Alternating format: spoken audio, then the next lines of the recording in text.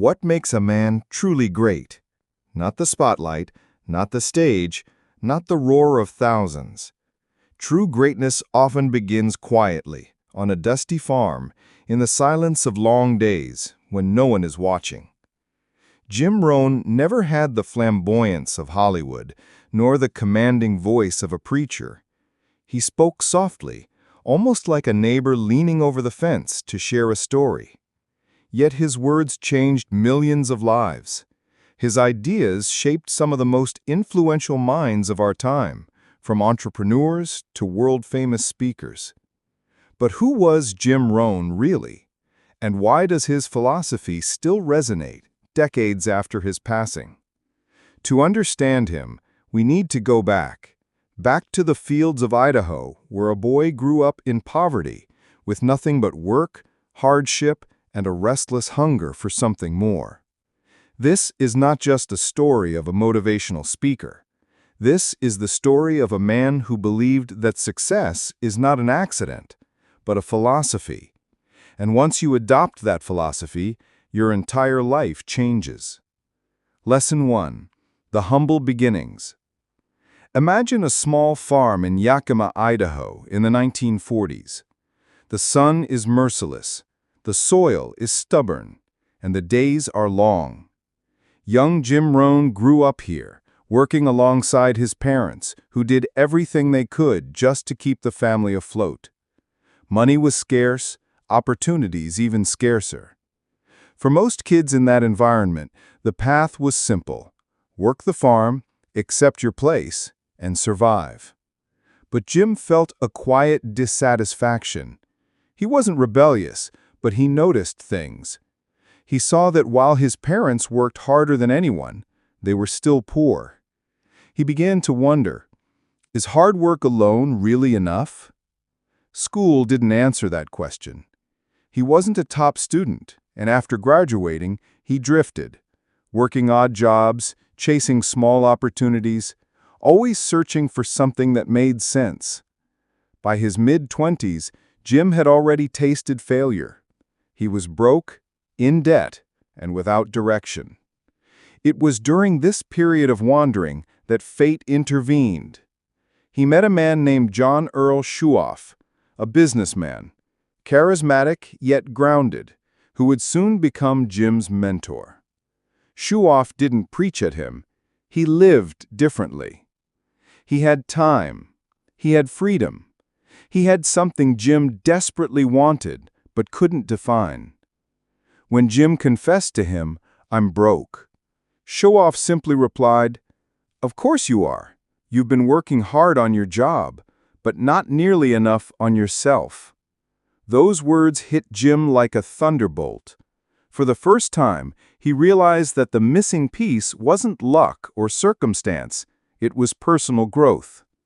Success, Shuoff explained, is not about the economy, or the government, or your boss. It's about who you become. This moment was the turning point. The seed of philosophy was planted, and from here, Jim's life would never be the same. Lesson 2.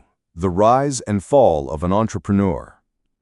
By the time Jim Rohn was 25, his life looked like it was heading nowhere. He was broke, working odd jobs, unable to support his young family, and feeling ashamed of the promises he couldn't keep.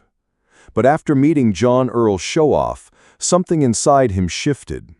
For the first time, he had a vision of what life could be, if only he was willing to change himself. Shuoff became his mentor, teaching him principles that were as simple as they were radical. "Don't wish it were easier," he said. "Wish you were better."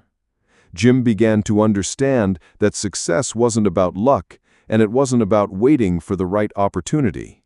It was about building the habits, the discipline, and the mindset that would make him capable of handling opportunity when it arrived. So Jim went to work, not just at his job, but on himself. He read voraciously, devoured philosophy, studied history, and immersed himself in personal development. He started applying Shuoff's lessons: keep promises, save money, work harder on yourself than you do on your job. and slowly, results began to show. Within 5 short years, Jim's life was unrecognizable.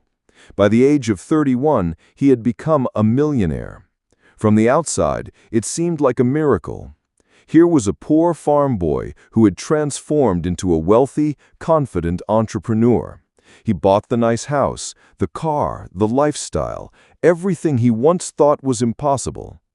But success, Jim discovered, is a double-edged sword, because just as quickly as he rose, he fell. Bad decisions, lack of financial wisdom, and overconfidence wiped him out. Within a few years, the millions were gone. He was broke again, only this time with the memory of what he had lost. This could have been the end of the story. Most people, humiliated by such a collapse, would have disappeared quietly, returning to a modest life and never daring to dream again. But Jim saw his failure differently. He realized that while he had lost the money, he had not lost the philosophy. The lessons show-off had taught him were still his, and now, combined with the pain of failure, they carried even more weight. And so, rather than quitting, Jim decided to share those lessons. He began speaking to small groups, telling the story of his rise and fall, and explaining the timeless principles that work if you work them. His honesty, humility, and gentle wisdom captivated audiences. He wasn't preaching, he was confessing, guiding, storytelling. This was the beginning of Jim Rohn, the speaker, the man who would become known as the mentor of mentors, the quiet architect behind countless success stories. Lesson 3: The Teacher of Teachers. By the late 1960s, Jim Rohn had begun giving small talks about the philosophy that changed his life. At first, it was nothing glamorous: living rooms, church basements, a handful of people gathered to hear a man who spoke with humility and conviction. But something about Jim's words connected. Unlike the loud, flashy success gurus of today, Jim spoke softly, like a neighbor, like a wise uncle at the dinner table. He didn't scream, he didn't promise instant riches. He simply explained, "Work harder on yourself than you do on your job," and people listened. Soon the small gatherings turned into larger ones. By the 1970s, Jim was traveling across the United States, speaking to audiences of hundreds. His style was unique, a blend of personal confession, timeless philosophy, and practical advice. He quoted the Bible, ancient philosophers, and his own mentor, Schoff, weaving them together into a tapestry that made sense for ordinary people. But Jim's greatest legacy was not just in the people who heard him speak, it was in those who carried his message forward. In the 1970s, a young man named Anthony Robbins attended one of Jim's seminars. Robbins was struggling, broke, and uncertain about his future.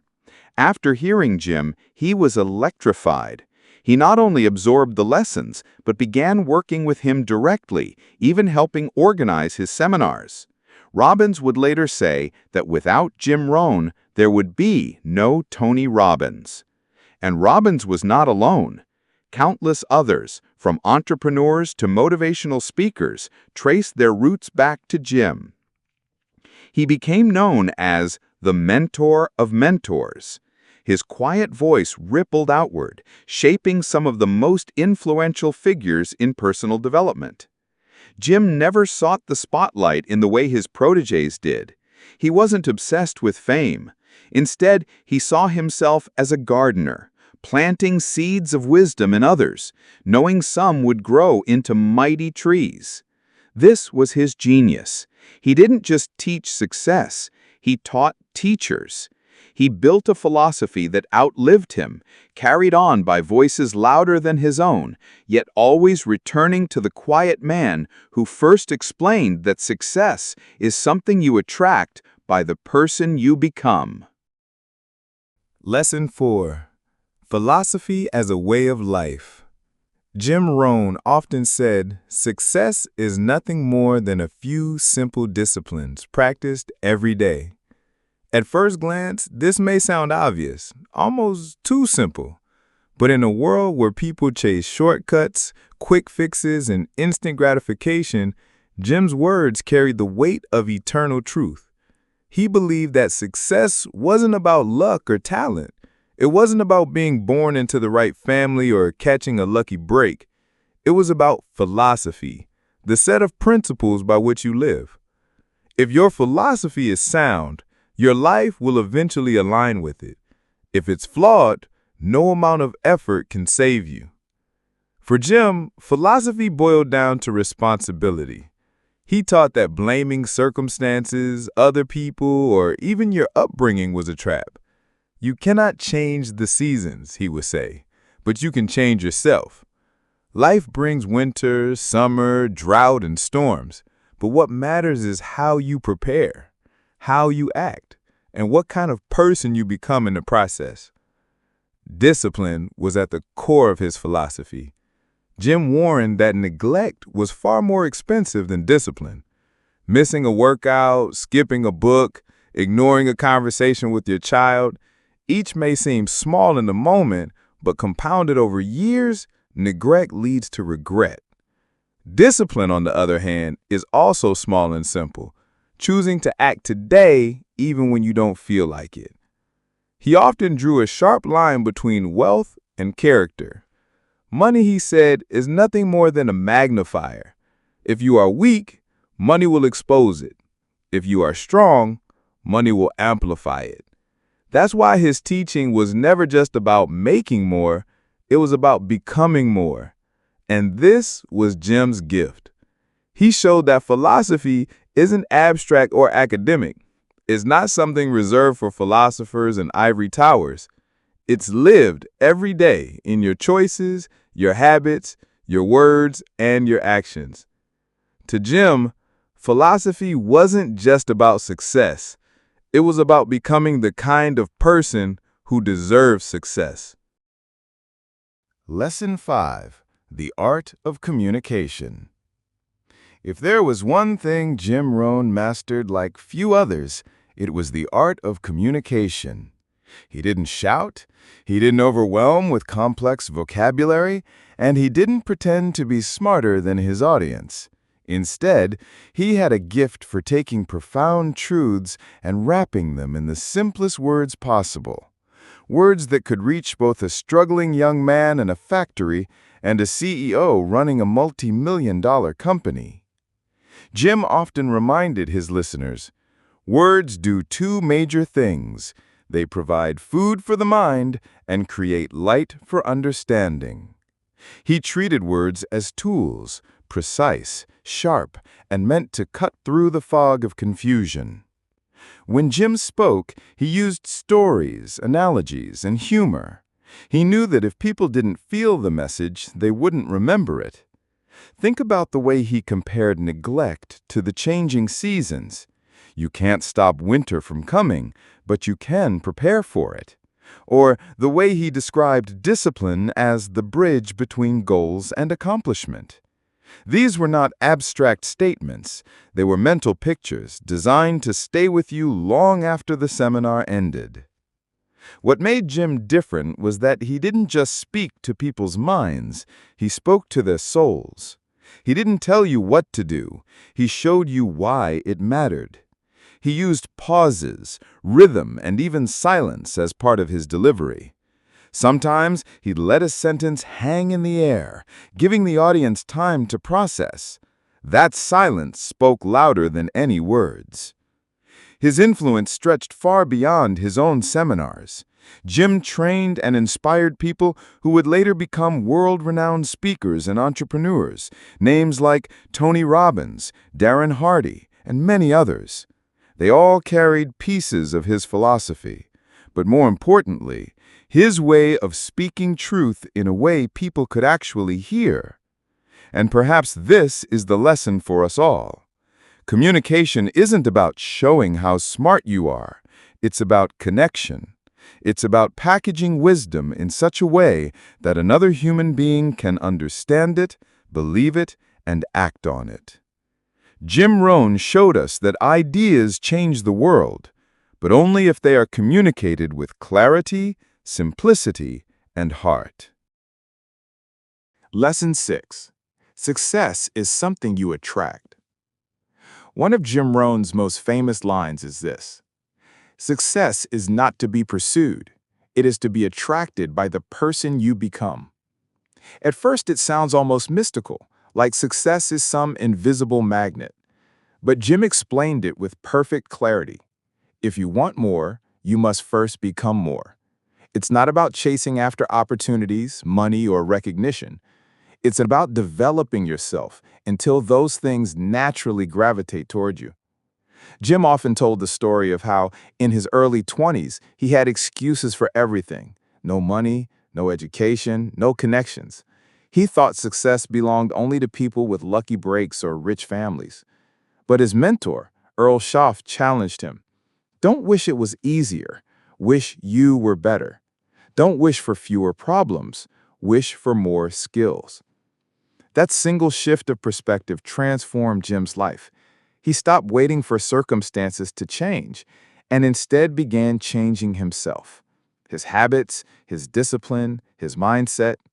He read books, worked harder, learned to save, learned to speak. Over time, the opportunities he once dreamed of began showing up. But by then, he was ready to seize them. This is the essence of attraction. You don't beg for success, you prepare for it. A farmer doesn't demand a harvest. He tills the soil, plants the seeds, waters the field, and waits for nature to respond. Success works the same way. It is the harvest of personal growth.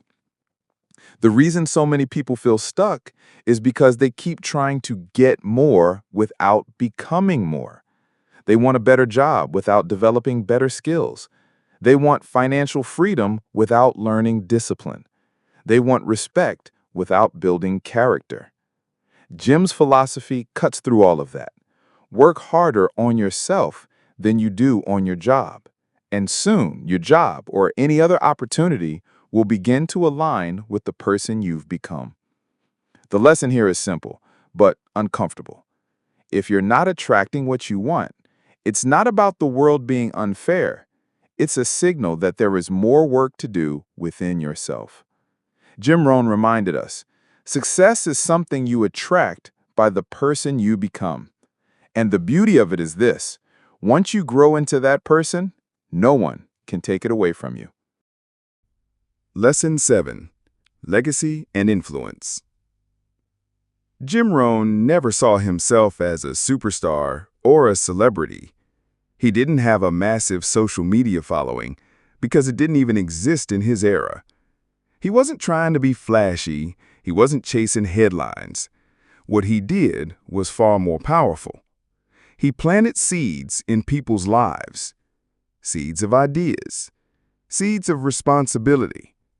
Seeds of possibility. And those seeds grew. Tony Robbins, one of the most famous motivational speakers of all time, openly says Jim Rohn was his mentor. Countless entrepreneurs, leaders, and thinkers trace their philosophies back to something they first heard from Jim. But Jim would always say, "Don't just quote me, live the principle." His true legacy wasn't in the number of books sold or speeches delivered.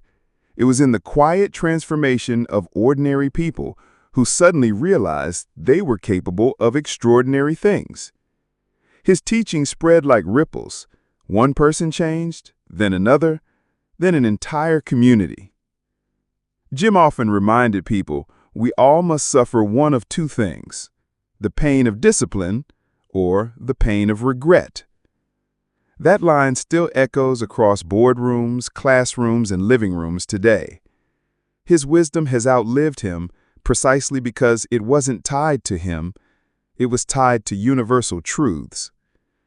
The final lesson from Jim Rohn is this: your influence doesn't come from what you own or how loudly you speak, but from the life you live and the principles you embody. If you build discipline, integrity, generosity, and wisdom into your daily habits, your legacy will take care of itself. Jim Rohn left us in 2009, but his voice still teaches, still inspires, still guides.